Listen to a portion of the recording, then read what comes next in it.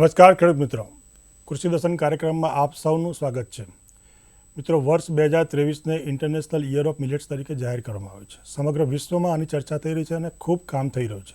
આપણા ભારત દેશની વાત કરીએ અને ગુજરાતની વાત કરીએ તો મિલેટ્સના પાકોની ખેતી ખૂબ સારા પ્રમાણમાં થઈ રહી છે. ઘણા બધા ખેડૂતો મિલેટની ખેતી પર વળ્યા છે અને ખૂબ સારું ઉત્પાદન પણ લઈ રહ્યા છે. એના માટે સરકાર પણ એટલી જ સક્રિય છે, આપણને એટલી પણ મદદ કરે છે અને આ પાકોનું એટલું બધું મહત્ત્વ છે કે જે આપણા આરોગ્ય સાથે સંકળાયેલું છે. તો મિત્રો, મિલેટની માહિતી મેળવવી આપણે ખૂબ જરૂરી છે. તો આજનો આપણો વિષય છે મિલેટ પાકોનું ખેતી અને એનું મૂલ્યવર્ધન. અને એની માહિતી આપવા માટે આપણા સ્ટુડિયોમાં પધાર્યા છે. એમનો પરિચય આપું સાહેબનો. ડૉક્ટર નરેશભાઈ દેસાઈ સાહેબ, જેઓ ખેતી અધિકારી તરીકે મહેસાણા જિલ્લા પંચાયતમાં ફરજ બજાવે છે, જે આપણને મિલેટ પાકોનું મહત્ત્વ અને એનો કાર્યક્ષમ ઉપયોગ કેવી રીતે થઈ શકે એની વૈજ્ઞાનિક માહિતી આપશે. ચાલો આપણે કાર્યક્રમની શરૂઆત કરીએ. નમસ્કાર દેસાઈ સાહેબ. નમસ્કાર. આપનું સ્વાગત છે અમારા સ્ટુડિયોમાં. સાહેબ, પહેલો પ્રશ્ન એ થાય કે મિલેટ એટલે શું અને એમાં કયા કયા પાકોનો સમાવેશ થાય છે? મિલેટ પાકો એટલે કે નાના દાણાવાળા ધાન્ય પાકો કે જેને બરછટ ધાન્ય તરીકે પણ ઓળખવામાં આવે છે.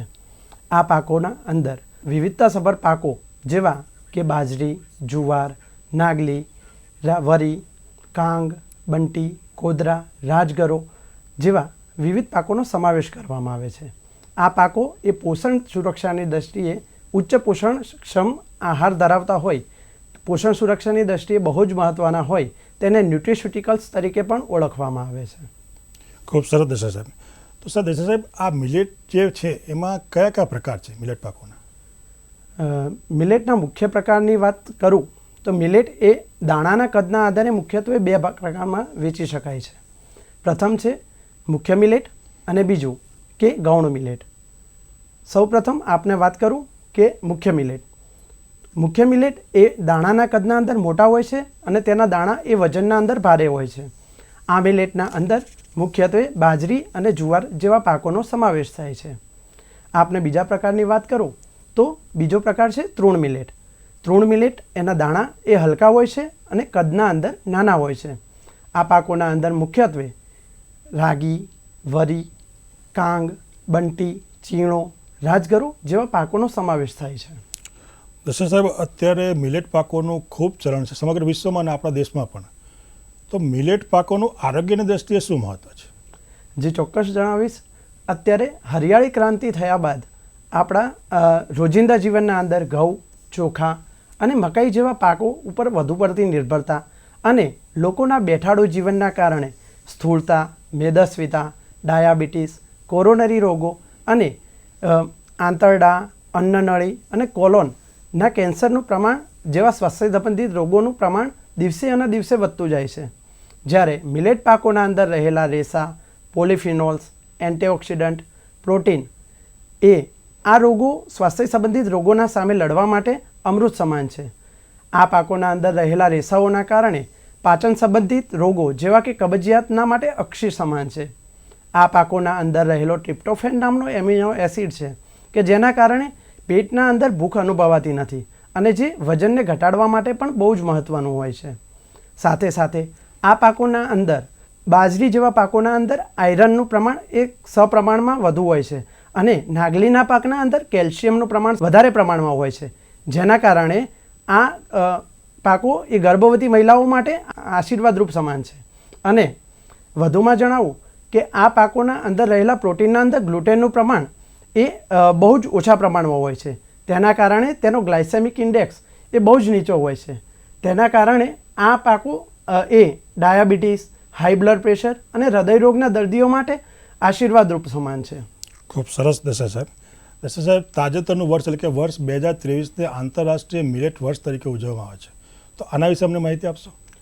જી ચોક્કસ. અત્યારે આપણે વર્ષ 2023ને આંતરરાષ્ટ્રીય મિલેટ વર્ષ તરીકે ઓળખી રહ્યા છીએ.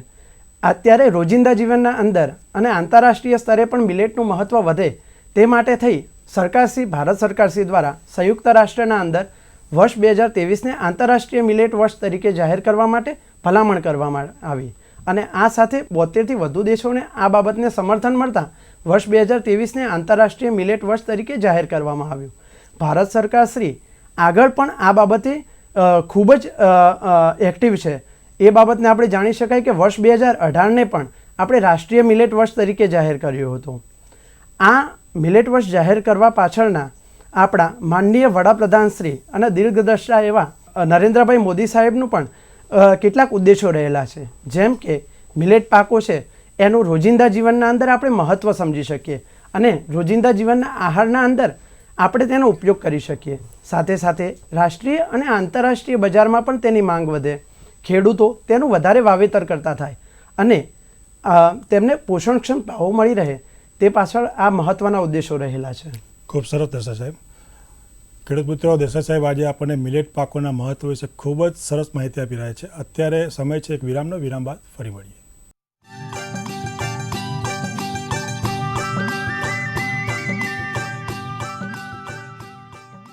વિરામ બાદ કૃષિ દર્શન કાર્યક્રમમાં આપ સૌનું સ્વાગત છે. મિત્રો, આજે આપણે વાત કરી રહ્યા છીએ મિલેટ પાકોનું મહત્વ અને તેનો કાર્યક્ષમ ઉપયોગ. માહિતી આપી રહ્યા છે દેસાઈ સાહેબ. દેસાઈ સાહેબ, આગળ વધીએ. મિલેટ પાકોની ખૂબ સરસ માહિતી આપી. અમારા ખેડૂત મિત્રોને જાણવાની ઈચ્છા છે કેવા પ્રકારના હવામાનમાં આની ખેતી કરી શકાય? હવામાનની જો આપણે વાત કરું રમેશભાઈ, તો મિલેટ પાકો એ વિષમ આબોહવા સામે સ્થિતિસ્થાપકતાનો વધારે ગુણધર્મ ધરાવે છે. તેના કારણે આ પાકો એ ઓછા અને અનિયમિત વરસાદ તેમજ ઓછી ફળદ્રુપ જમીનના અંદર પણ વધુ સંતોષકારક ઉત્પાદન આપે છે. સાથે સાથે રોગ અને જીવાતનો પણ ઓછો સમસ્યા રહે છે. તેના કારણે આ પાકો એ એના સામે પણ વધુ સારી રીતે ટકી શકે છે. જૈવિક અને અજૈવિક ખાતરોના સામે ઓછી સંવેદનશીલતા હોય, કૃત્રિમ ખાતરોની જરૂરિયાત પણ ખૂબ જ ઓછી રહે છે. તેના કારણે ખેતી ખર્ચમાં પણ ઘટાડો થાય છે, જેના કારણે નાના અને સીમાંત ખેડૂતો માટે આ પાકો એ આશીર્વાદરૂપ સાબિત થયા છે. ખૂબ સરસ. દર્શક સાહેબ, આપણે જે પાક કહે એમાં આપણે શરૂઆત બાજરીથી કરીએ, તો બાજરીના પાક વિશે અમને માહિતી આપશો? ઓકે. સામાન્ય રીતે આપણે જાણતા હોઈએ છીએ કે બાજરી આપણે રોટલા બનાવવા માટે જ વાપરતા હોઈએ છીએ, પરંતુ બાજરીના લોટની સાથે બેસનને મિક્સ કરી અને બાજરી બેસનના લાડુ, બાજરીના સાથે મગ મેળવી અને ખીચડી, આ ઉપરાંત વડા, ઉપમા, થેપલા તેમજ બાજરીની રાબ પણ બનાવી શકાય છે. અત્યારના સમયના અંદર વિવિધ કંપનીઓ અને ગૃહ ઉદ્યોગો દ્વારા બાજરી પાકનું મૂલ્યવર્ધન કરી અને બાજરીમાંથી બિસ્કિટ, ટોસ્ટ અને હલવા જેવી આઇટમો પણ બનાવી શકાય છે. આ ઉપરાંત બાજરી પાકની લણણી બાદ તેના સૂકા ઘાસચારાનો ઉપયોગ આપણે પશુ આહાર તરીકે પણ કરી શકીએ છીએ. ખૂબ સરસ. સાહેબ, એવો બીજો અગત્યનો પાક છે જુવાર. તો જુવારના કાર્યક્ષમ ઉપયોગ વિશે અમને માહિતી આપશો? આપણે સામાન્ય રીતે જાણતા હોઈએ છીએ કે જુવારમાંથી માત્ર રોટલા જ બને છે, પરંતુ જુવાર પાકના અંદરથી મીઠાઈની વિવિધ આઇટમો જેવી કે બરફી, શીરો, લાડુ, ગુલાબજાંબુ, મૈસૂર પાક જેવી આઇટમો પણ બનાવી શકાય છે. આ ઉપરાંત ફરસાણની પણ વિવિધ આઇટમો જેવી કે શક્કરપારા, ભાખરવડી, વડા, ઇડલી અને રવા ખીચડી પણ બનાવી શકાય છે. આ ઉપરાંત મીઠી જુવારનો ઉપયોગ આપણે શર્કરાના ઉત્પાદન માટે પણ કરી શકીએ છીએ. આ ઉપરાંત જુવારના મૂલ્યવર્ધન કરી અને તેના અંદરથી ફ્લેક્સ, બિસ્કિટ, ટોસ્ટ, જુવારનો ધાણી અને પોંખ પણ બનાવી શકીએ છીએ. સાહેબ, જ્યારે પણ આપણે ઉપવાસ કરીએ છીએ ત્યારે હંમેશા નામ આવે છે રાજગરાનો શીરો. તો રાજગરાના શીરો સિવાય આ રાજગરાનો બીજો કાર્યક્ષમ ઉપયોગ કરી શકાય? હા, આપણે ચોક્કસ જણાવીશ કે માત્ર શીરા સિવાય આપણે ખાંડની ચાસણી સાથે રાજગરાના લોટને મિલાવી અને રાજગરાના લાડુ બનાવી શકીએ છીએ. આ ઉપરાંત તેનું મૂલ્યવર્ધન કરી અને રાજગરાના અંદરથી ice cream, candy, cake, pastry, biscuit, bread જેવી અને લાયસિનથી ભરપૂર બેબી ફૂડ પણ બનાવી શકીએ છીએ. આ ઉપરાંત રાજગરાના લીલા પાનનો ઉપયોગ આપણે શાકભાજી તરીકે પણ કરી શકીએ છીએ. અત્યારના આધુનિક યુગના અંદર રાજગરાનો ઉપયોગ એ સૌંદર્ય પ્રસાધનના સાધનો, ફાર્માસ્યુટિકલ્સ, કુદરતી રંગો બનાવવા માટે પણ થાય છે. ખૂબ સરસ દેસાઈ સાહેબ. દેસાઈ સાહેબ, મિલેટ પાકોની આપણે વાત કરી રહ્યા છીએ, તો મિલેટ પાકોનું મૂલ્યવર્ધન કરવું હોય તો પ્રોસેસિંગ ખૂબ જ અગત્યનું છે. તો આ પ્રોસેસિંગ એટલે શું? મિલેટ પાકોનું પ્રોસેસિંગ એટલે કે મિલેટ અનાજને વિવિધ તકનીકોનો ઉપયોગ કરી અને તેને ગુણવત્તાસભર વસ્તુ અને ખાદ્ય ચીજોમાં રૂપાંતરિત કરવાની પ્રક્રિયાને મિલેટ પ્રોસેસિંગ કહે છે. મિલેટ પ્રોસેસિંગના અંદર આ અનાજો ઉપર વિવિધ પ્રાથમિક તકનીકો અને દ્વિતીય તકનીકોને વાપરી અને તેને વિવિધ મૂલ્યવર્ધિત વસ્તુઓ જેવી કે bread, bakery, toast, cake, candy, ice cream જેવી બેકરીની આઇટમો બનાવી અને તેને મૂલ્યવર્ધિત કરી શકાય છે. આ ઉપરાંત વિવિધ આથો લાવેલી પ્રોડક્ટો જેવી કે ઇડલી અને ઢોસા પણ બનાવી શકાય છે. આમ આ મૂલ્યવર્ધન કરી અને ખેડૂતો અને અન્ય લોકો પણ આના અંદરથી વધુ રોજી અને આવક રળી શકે છે. ખૂબ સરસ. દર્શક સાહેબ, આપ પહેલાં બોલ્યા કે વર્ષ 2018માં આપણે ભારતમાં આ મિલેટની શરૂઆત કરી અને અત્યારે આંતરરાષ્ટ્રીય વર્ષ તરીકે પણ જાહેર કરવામાં આવ્યું છે. સરકારશ્રી તરફથી અમારા ખેડૂતોને કોઈ સહાય મળે છે મિલેટ માટે? હા જી, ચોક્કસ જણાવીશ કે રોજિંદા જીવનમાં આટલા મિલેટના મહત્ત્વ અને મૂલ્યવર્ધનના ધ્યાનને લઈ અને ગુજરાત રાજ્ય સરકારશ્રી દ્વારા મિલેટ ડેવલપમેન્ટ પ્રોજેક્ટ અંતર્ગત મિલેટ ડેવલપમેન્ટ યોજના અને મિલેટ પ્રોસેસિંગ યુનિટની સહાય માટે સહાય આપવામાં આવે છે. આ યોજના અંતર્ગત મિલેટ પ્રોસેસિંગ યુનિટની ખરીદી માટે કિંમતના 50% અથવા વધુમાં વધુ 10 લાખ રૂપિયાની સહાય સરકારશ્રી તરફથી આપવામાં આવે છે. ખૂબ સરસ. તો સાહેબ, આને પ્રક્રિયા કેવી રીતે કરવાની? આ ખેડૂત પોર્ટલ કે આની અરજી કરું તો કેવી રીતે કરી શકાય? હા, ગુજરાત રાજ્યના અંદર અત્યારે આઈ ખેડૂત પોર્ટલ ઉપર યોજનાઓના સેક્શનમાં જઈ અને આપ ખેતીવાડીની યોજનાઓના અંદર જઈ અને એના અંદર અત્યારે અરજી કરવાની ચાલુ યોજનાના અંદર મિલેટ પ્રોસેસિંગ યુનિટ માટેની સહાય યોજના અંતર્ગત જઈ અને આપ અરજી કરી શકો છો. ખૂબ સરસ. સાહેબ, આપણે બાજરીના પાકની વાત કરીએ તો ગુજરાતમાં બાજરીનું વાવેતર ખૂબ સારું થતું હોય છે. તો બાજરીની વૈજ્ઞાનિક ખેતી વિશે થોડી માહિતી આપશો?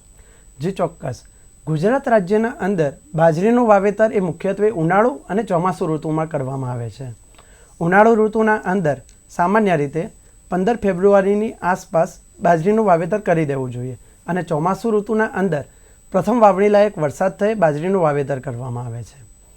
બાજરીના પાક માટે સામાન્ય રીતે 4 કિલો પ્રતિ હેક્ટર બીજનો દર રાખી અને હારથી હારનું અંતર 45થી 60 સેન્ટીમીટર રાખી અને વાવણી કરવી વધુ ઉતાવળ છે કે જેનાથી ખેડૂતોએ વધુ આર્થિક ઉપજ મેળવી શકે છે. સાહેબ, આપ મહેસાણાથી આવો છો તો બાજરીના વાવેતર વિશે વાત કરશો કે કયા વિસ્તારમાં વધારે વાવેતર થાય? ઉત્તર ગુજરાત, મધ્ય ગુજરાત કે બીજા કોઈ વિસ્તાર? હા, અત્યારે બાજરીની વાવેતરની વાત કરીએ તો મુખ્યત્વે બાજરીનો એરિયા એ ઉત્તર ગુજરાતના અંદર વધારે છે કે જેના અંદર મુખ્યત્વે બનાસકાંઠા, મહેસાણા, સાબરકાંઠા અને પાટણ જિલ્લાના અંદર બાજરીનું વાવેતર વધુ થાય છે. ખૂબ સરસ. સાહેબ, બાજરી જેવો એવો અગત્યનો ભાગ છે જુવાર. તો જુવારની વૈજ્ઞાનિક ખેતી વિશે અમને માહિતી આપશો? જે ચોક્કસ. જુવાર એ એક અગત્યનો પાક છે. અત્યારે દિવસે અને દિવસે રોકડિયા પાકોનું વાવેતર વધતું જાય છે જેના કારણે અનાજ અને ઘાસચારાની જરૂરિયાતને પહોંચી વળવા માટે જુવારની માંગ એ દિવસે અને દિવસે વધતી જાય છે.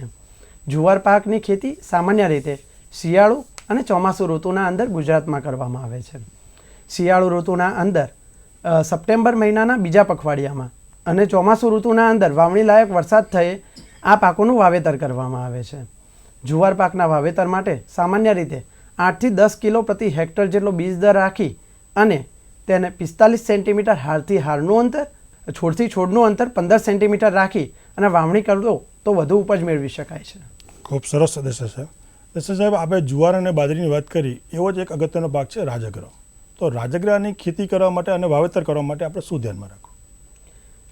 જે ચોક્કસ જણાવીશ કે રાજગરો એ એક મહત્ત્વનો પાક છે.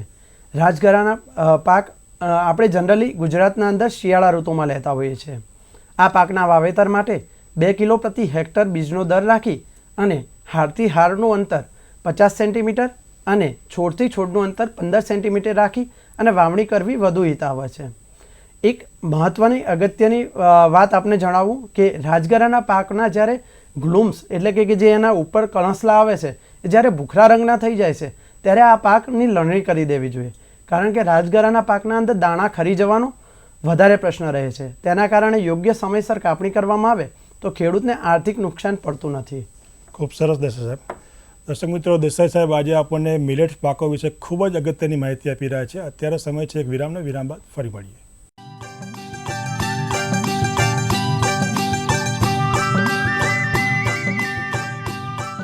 વિરામ બાદ કૃષિ દર્શન કાર્યક્રમમાં આપ સૌનું સ્વાગત છે. મિત્રો, આજનો આપણો વિષય છે મિલેટ પાકોનું મહત્ત્વ અને એનો કાર્યક્ષમ ઉપયોગ અને માહિતી આપી રહ્યા છે ડૉક્ટર દેસાઈ સાહેબ. દેસાઈ સાહેબ, આગળ વધીએ તો તૃણ મિલેટની વાવેતર પદ્ધતિ પહેલાં તમને એક વખત તૃણ પાકો એટલે શું?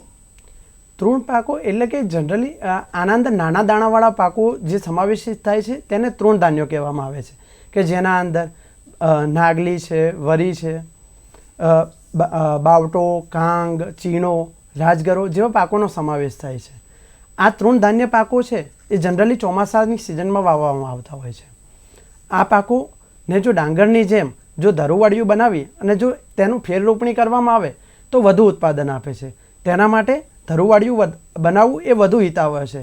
તે માટે જૂન મહિનાના ત્રીજા અઠવાડિયા સુધીમાં મોડામાં મોડું આપણે ધરુવાળિયું બનાવી દેવું જોઈએ અને આ ધરું જ્યારે 20 થી 25 દિવસના થાય ત્યારે તેને ખેતરના અંદર ફેર રોપણી કરવી જોઈએ, જેના કારણે આ પાકો એ વધુ ઉત્પાદન આપે છે. આ પાકો માટે સામાન્ય રીતે 4 થી 8 કિલો પ્રતિ હેક્ટરનો બીજ દર રાખી અને છોડથી છોડનું અંતર 22.5 થી 30 સેન્ટીમીટર રાખી અને તમે વાવેતર કરી શકો છો, જેનાથી આપણે એનું વધુ ઉત્પાદન મેળવી શકીએ. તૃણ મિલેટની જ્યારે આપણે વાત કરી રહ્યા છીએ તો અમને ખાસ જાણવાની ઈચ્છા છે કે કયા વિસ્તારમાં આનું વાવેતર વધારે થાય છે. તૃણ મિલેટ ધાન્યો સામાન્ય રીતે અત્યારે ગુજરાતમાં જોવા જઈએ તો દક્ષિણ ગુજરાતના અંદર તેનો વિસ્તાર વધારે છે, કે જેના અંદર ડાંગ જિલ્લો, વલસાડ અને તાપી જિલ્લાના અંદર તૃણ ધાન્યો નું વધારે વાવેતર છે. જે પૈકી અગત્યના પાકો કે જે નાગલી, વરી, બંટી, કાંગ, કોદરા જેવા પાકો એ આ જિલ્લાઓના અંદર વધુ થાય છે. ખૂબ સરસ. આપે સાહેબ જે વાત કરી નાગલી અને વરી, તો આ જે પાકો છે તૃણ પાકો, એના મૂલ્યવર્ધન વિશે અમને માહિતી આપશો? હા, નાગલી અને વરીનું જો મૂલ્યવર્ધન કરવામાં આવે તો ખેડૂત એ વધુ આર્થિક ઉપજ મીન્સ કે એના અંદર વધુ આર્થિક વળતર મેળવી શકે છે. તે માટે નાગલીના અંદરથી વિવિધ મૂલ્યવર્ધિત આઇટમો જેવી કે પાપડી છે, નાનખટાઈ, કૂકીઝ, પેટીસ વગેરે બનાવી શકાય છે. અને વરી પાકના અંદરથી મૂલ્યવર્ધિત આઇટમો પેસ્ટ્રી, ખીચડી વગેરે બનાવી શકાય છે. ખૂબ સરસ. દેસાઈ સાહેબ, બાજરી અને જુવાર પાકો આપણા આ મિલેટ્સમાં ખૂબ જ અગત્યના પાક છે. એનું વધારે ઉત્પાદન મેળવવું હોય તો કયા કયા પગલાં અમારે ધ્યાનમાં લેવા ખેડૂતોએ?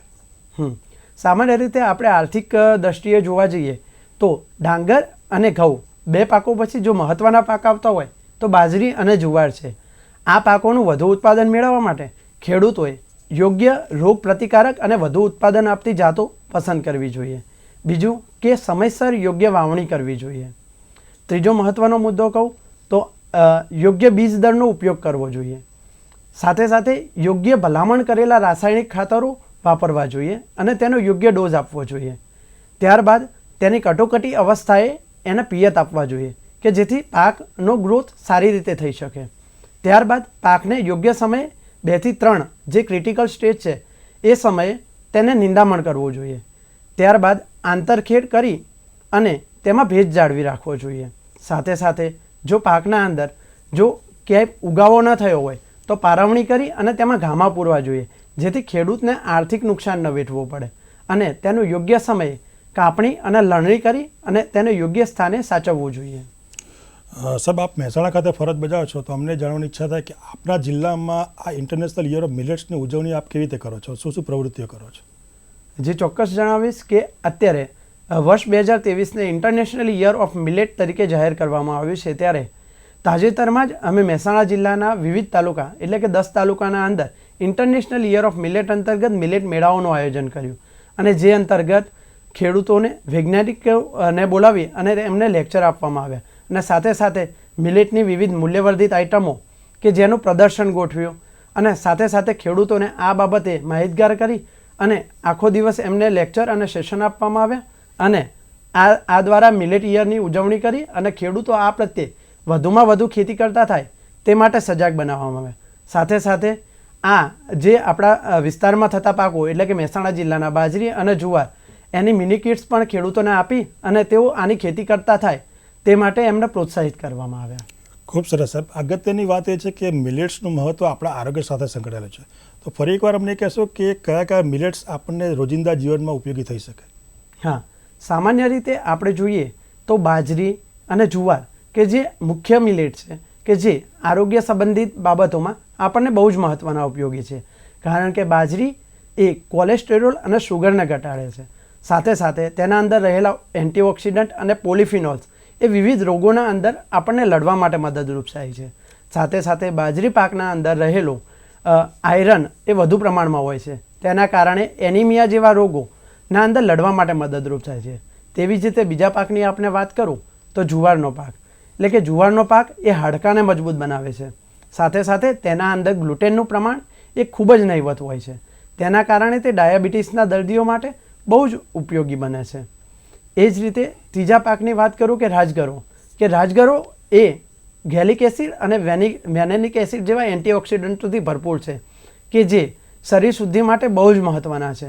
એટલા માટે આવા પાકોનો ઉપયોગ જો આપણે દૈનિક આહારના અંદર કરીએ તો આપણે વધુ પોષણક્ષમ અને સ્વસ્થ રહી શકીએ એવું મારું માનવું છે. સાહેબ, થોડું આ ખેડૂત પોર્ટલ વિશે જાણવાની અમને ઈચ્છા થાય કે એના માટે થોડી માહિતી આપશો? જી ચોક્કસ. ખેડૂતો એ વધુ સરળ અને ટેકનોલોજીનો ઉપયોગ કરી અને આ વસ્તુને આગળ વધારી મીન્સ કે ખેતી વધુ સરળ બને તે માટે ગુજરાત રાજ્ય સરકાર શ્રી દ્વારા વર્ષ 2015ના અંદર આઈ ખેડૂત પોર્ટલ લોન્ચ કરવામાં આવ્યું.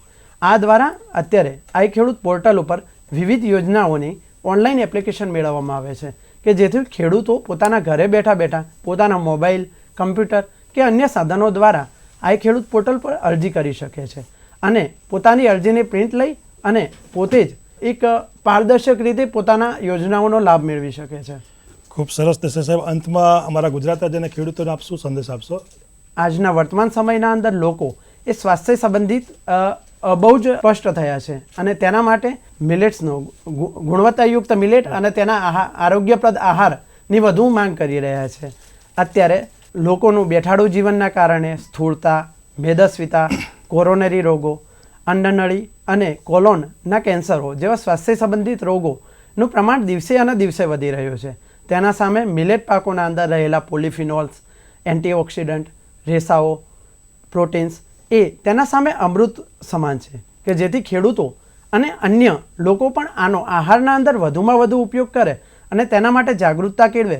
તેના માટે ભારત સરકારશ્રી અને રાજ્ય સરકારશ્રી પણ અવિરત પ્રયત્નશીલ છે અને તેના માટે તેની વિવિધ વાનગીઓ અને તેનો કઈ રીતે મૂલ્યવર્ધન કરી શકાય તેના માટે પણ સતત પ્રયત્નશીલ છે.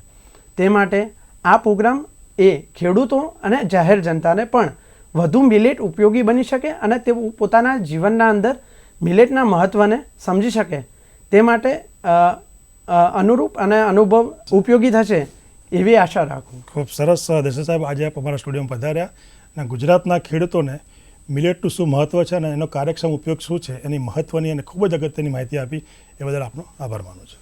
આભાર. દર્શક મિત્રો, જોયું ડૉક્ટર નરેશ દેસાઈ સાહેબ આજે આપણા સ્ટુડિયોમાં પધાર્યા અને મિલેટ્સનું શું મહત્ત્વ છે અને એનો કાર્યક્ષમ ઉપયોગ કેવી રીતે કરી શકાય એની ખૂબ જ મહત્ત્વની માહિતી આપી. આશા રાખું કે આજનો કાર્યક્રમ આપ સૌને ખૂબ જ ઉપયોગી નીવડશે. મિત્રો, આવી જ અગત્યની માહિતી સાથે ફરીથી મળીશું કૃષિ દર્શનમાં. ત્યાં સુધી રજા આપશો. નમસ્કાર.